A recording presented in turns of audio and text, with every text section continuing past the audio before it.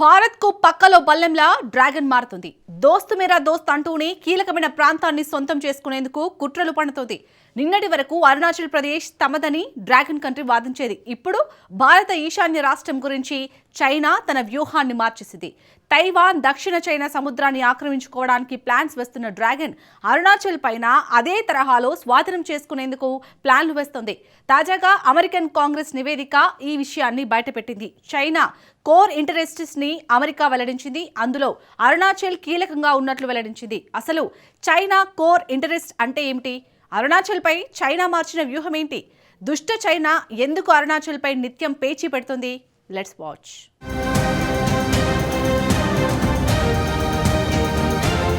2049లోగా భారత్ పై చైనా యుద్ధం తప్పదా? Dragon country core interest secret ఏంటి? చైనా తిక్కకు భారత్ వద్ద మెడిసిన్ ఉందా? డ్రాగన్ కంట్రీ అసలు ఏం ఆశిస్తుంది? ఎంతో మంది నిపుణుల మెదళ్లను తొలిచేస్తున్న ప్రశ్న ఇదే. తైవాన్ను ఆక్రమించాలని చైనా కోరుకుంటుందా? దక్షిణ చైనా సముద్రాన్ని పూర్తిగా తన స్వాధీనంలోకి తెచ్చుకోవాలని కమ్యూనిస్టు కంట్రీ ప్లాన్ వేసిందా? అమెరికాను పాతాళానికి తొక్కేయడమే డ్రాగన్ కంట్రీ లక్ష్యమా? అసలు చైనా గేమ్ ప్లాన్ ఏంటి? ఒకవేళ ఈ ప్రశ్నలను చైనీస్ కమ్యూనిస్టు పార్టీని అడిగితే మహా పునరుజ్జీవనం గురించి చైనీయులు ప్రస్తావిస్తారు. ఏమిటి మహా పునరుజ్జీవనం? ప్రాచీన చైనా వైభవాన్ని మళ్లీ పునరుద్ధరించడమే మహా పునరుజ్జీవనం. ఒక రకంగా చెప్పాలంటే చైనాను మళ్లీ గొప్ప దేశంగా మార్చడం అన్నమాట. దీని ప్రకారం అఖండ భారతమని భారతీయులు ఎలా కోరుకుంటారో చైనీయులు కూడా అఖండ చైనాను కోరుకుంటున్నారన్నమాట. అయితే ఈ అఖండ చైనాను ఎప్పటిలోగా ఏర్పాటు చేయాలన్న ప్లాన్ కు ఓ డెడ్ లైన్ కూడా ఉంది. 2049లోగా అఖండ చైనాను స్థాపించాలని డ్రాగన్ లక్ష్యంగా పెట్టుకుంది. ఏమిటి 2049 ప్రాధాన్యం? చైనాలో పీపుల్స్ రిపబ్లిక్ ఏర్పడి 2049 నాటికి 100 ఏళ్లు పూర్తవుతుంది. 100 ఏళ్లకు చేరుకునే క్రమంలో పీపుల్స్ రిపబ్లిక్ ఆఫ్ చైనా కొన్ని లక్ష్యాలను నిర్దేశించుకుంది. వాటిని కోర్ ఇంట్రెస్ట్ గా చైనా పిలుస్తుంది. కోర్ ఇంట్రెస్ట్ అంటే కీలక ప్రయోజనాలని అర్థం. ఈ కీలక ప్రయోజనాల్లో భారత్కు చెందిన ఈశాన్య రాష్ట్రం అరుణాచల్ ప్రదేశ్ కూడా ఉంది. ఈ విషయాన్ని ఎవరు చెబుతున్నారు? ఈ విషయాన్ని అమెరికా ప్రభుత్వం తాజాగా వెల్లడించింది.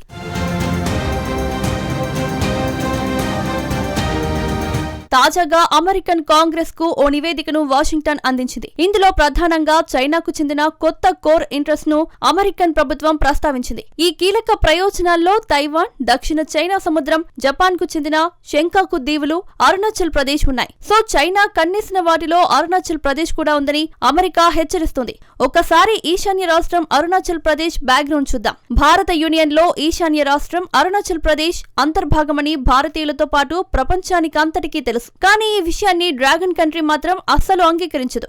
అరుణాచల్ ప్రదేశ్ అనేది చైనా అంతర్భాగంగా కమ్యూనిస్ట్ కంట్రీ వాదిస్తుంది. ఈ విషయాన్ని ఇటీవల చైనా మళ్లీ నొక్కి చెప్పింది. జాంగ్ నాన్ తమదని, ఇది దక్షిణ టిబెట్ లో అంతర్భాగమని చైనా విదేశాంగ శాఖ ప్రతినిధి మావోనింగ్ వాదించింది. జాంగ్ నాన్ ను అక్రమంగా ఆక్రమించుకుని దానికి అరుణాచల్ ప్రదేశ్ గా పేర్కొంటున్న భారత్ వాదనలను తాము అంగీకరించేది లేదని, దాన్ని గుర్తించమని స్పష్టం చేసింది. డ్రాగన్ వాదనలకు 1950లో నాటి మూలాల వద్దకు మనల్ని తీసుకెళ్తాయి. అప్పట్లో మావో జెడాంగ్ 5 ఫింగర్స్ సిద్ధాంతాన్ని ప్రకటించాడు. అతడు చైనాకు టిబెట్ అరచేయి లాంటిదని పేర్కొన్నాడు. ఈ అరచేతికి 5 వేళ్లు ఉన్నాయని వాదించేవాడు. ఆ వేళ్లు లదాఖ్, నేపాల్, భూటాన్, సిక్కింతో పాటు అరుణాచల్ ప్రదేశ్ గా అభివర్ణించేవాడు.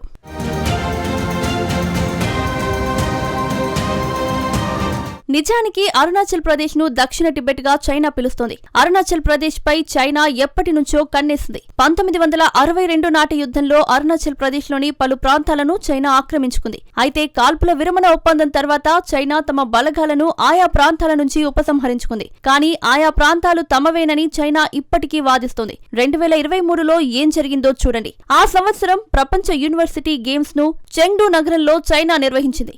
ఈ గేమ్స్ లో పాల్గొనేందుకు అరుణాచల్ ప్రదేశ్ కు చెందిన కొందరు క్రీడాకారులు కూడా చెంగ్డూకు పయనమయ్యారు.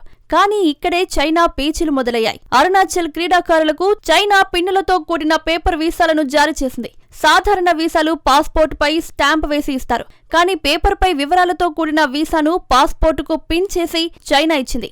భారత సార్వభౌమత్వం నుంచి అరుణాచల్ ప్రదేశ్ ను తొలగించేందుకు చైనా చేస్తున్న కుట్ర ప్లాన్ ఇది. గత నెలలో కూడా ఇలాంటి పరిణామాలే చోటు చేసుకున్నాయి. అరుణాచల్ ప్రదేశ్ కు చెందిన భారతీయ పౌరురాలు షాంఘైలో ఆగింది. చైనీస్ అధికారులు ఆమెను నిర్బంధించారు. ఆమె వద్ద ఉన్న పాస్పోర్టు చెల్లదని తేల్చి చెప్పారు. ఎందుకు చెల్లదు? ఎందుకంటే ఆమె అరుణాచల్ ప్రదేశ్లో పుట్టింది కాబట్టే. ఇది జరిగిన తర్వాత ఇండియన్ బ్లాగర్ ఒకరు చైనాకు వెళ్లాడు.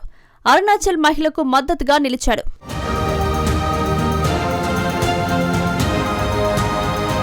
భారతీయ యూట్యూబ్ వ్లాగర్ను కూడా చైనా నిర్బంధించింది. తాజాగా సదరు వ్లాగర్ చైనాలో తనకు ఎదురైన చేదు అనుభవాలను తాజాగా బయటపెట్టాడు. తనను చైనా అధికారులు 15 గంటల పాటు నిర్బంధించినట్టు ఆరోపించాడు. సింపుల్ గా చెప్పాలంటే 2049 అఖండ చైనాలో భాగంగా అరుణాచల్ ప్రదేశ్ ను బిగ్ ఇష్యూగా బీజింగ్ మారుస్తోందని స్పష్టంగా తెలుస్తోంది. ఇక్కడ మనం 2 అంశాలను పరిగణలోకి తీసుకోవాల్సి ఉంటుంది. మొదటిది టైమింగ్. చైనా యాక్టివిటీస్ పెరిగిన సమయంలోనే అమెరికా నివేదిక బయటకు వచ్చింది. నిజానికి ప్రస్తుతం ఇండియా చైనా సంబంధాల పునరుద్ధరణ పురోగతి సరిగ్గా మధ్యలో ఉంది. 2021 నుంచి 2024 వరకు 2 దేశాల మధ్య సరిహద్దు ప్రతిష్టంభనలు కొనసాగాయి. కానీ ఈ ఏడాది అక్టోబర్లో ఇరు దేశాలు ఓ ఒప్పందంపై సంతకాలు చేశాయి. భారత్ చైనా సరిహద్దులోని వివాదాస్పద ప్రాంతాల నుంచి 2 దేశాలు తమ సైన్యాన్ని ఉపసంహరించుకున్నాయి. అంతేకాదు సరిహద్దుల్లో పెట్రోలింగ్ కు కూడా ఇరు దేశాలు అంగీకరించాయి. సో 2 దేశాల మధ్య పరిస్థితులు చక్కబడతాయన్న ఆశలు పెరిగాయి. 2 దేశాల మధ్య మరింత వాణిజ్యం పెరుగుతుందని, భారీ పెట్టుబడులు వస్తాయని, టిక్ టాక్ మళ్లీ భారత్లో కనిపిస్తుందన్న అంచనాలు వెలువడ్డాయి. కానీ అవేవీ జరగలేదు. అందుకు అసలైన కారణం కేవలం డ్రాగన్ వ్యవహార శైలి మాత్రమే. అరుదైన ఖనిజాలపై విధించిన ఆంక్షలను కొన్నింటిని ఇంకా చైనా ఎత్తేయలేదు.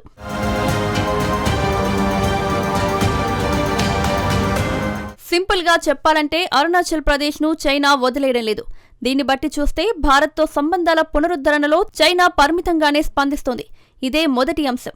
రెండో అంశం ఏంటంటే అరుణాచల్ విషయంలో చైనా కొత్త విధానం తెరపైకి తెస్తోంది. అరుణాచల్ తమదేనని చైనా నిత్యం వాదిస్తున్నది నిజమే. కానీ ఇది చైనా కోర్ ఇంట్రెస్ట్ లో భాగంగా ఉండేది కాదు. చరిత్రకారుల ప్రకారం భూ బదలాయింపునకు చైనా ప్రయత్నాలు చేసింది. చైనాకు పశ్చిమాన ఉన్న లదాఖ్లోని ఆక్సాయ్ చిన్ ప్రాంతం హక్కులను భారత్ వదులుకుంటే దానికి బదులుగా అరుణాచల్ పై తమ హక్కులను వదులుకోవాలని డ్రాగన్ యోచిస్తున్నట్టు చరిత్రకారులు చెబుతున్నారు. కానీ తాజా అంచనాలను చూడండి. భూ బదలాయింపును డ్రాగన్ పక్కన పెట్టేసింది. అరుణాచల్ ప్రదేశ్ ను కోర్ ఇంట్రెస్ట్ గా కమ్యూనిస్ట్ కంట్రీ పరిగణిస్తోంది. బీజింగ్ ఆక్రమణ లక్ష్యాల్లో భాగంగా ఉన్న తైవాన్, దక్షిణ చైనా సముద్రాల జాబితాలో అరుణాచల్ ప్రదేశ్ ను చేర్చింది. సో దీన్ని బట్టి చూస్తే చైనా వ్యూహాత్మక ఆలోచన విధానం మారిపోయిందా, లేదంటే భారత్ను భయపెట్టి బెదిరించేందుకు చైనా చేస్తున్న ప్రయత్నమా? ఏదేమైనా సరే ఢిల్లీ మాత్రం చైనా పరిణామాలపై ఫోకస్ చేయాల్సిన అవసరం ఉంది. దౌత్యపరంగా చూస్తే ఇప్పటికే భారత్ అంచనా వేస్తున్న విషయాన్నే మరోసారి చైనా స్పష్టం చేస్తుంది. డ్రాగన్ కంట్రీ ఎప్పటికీ నమ్మదగిన భాగస్వామి కాదని మరోసారి రుజువైంది. స్ట్రాంగ్ ఇండియాను డ్రాగన్ కంట్రీ చూడలేకపోతోంది. సైనిక పరంగా చూస్తే చైనా చర్యలు భారత మిలిటరీ ఎలాంటి పరిణామాలనైనా ఎదుర్కొనేందుకు సిద్ధంగా ఉండాలని హెచ్చరిస్తున్నాయి. అంటే సరిహద్దుల్లో మౌలిక సదుపాయాలను మరింతగా పెంచుకోవాలి. రోడ్ల నిర్మాణం, ఆయుధ సంపత్తి, నిఘా వ్యవస్థలను బలోపేతం చేయాలి. ఎందుకంటే ఊహించని సమయంలో దెబ్బతినకుండా భారత్ తనను తాను రక్షించుకోవడానికి ఈ చర్యలే ఉత్తమ విధానాలు.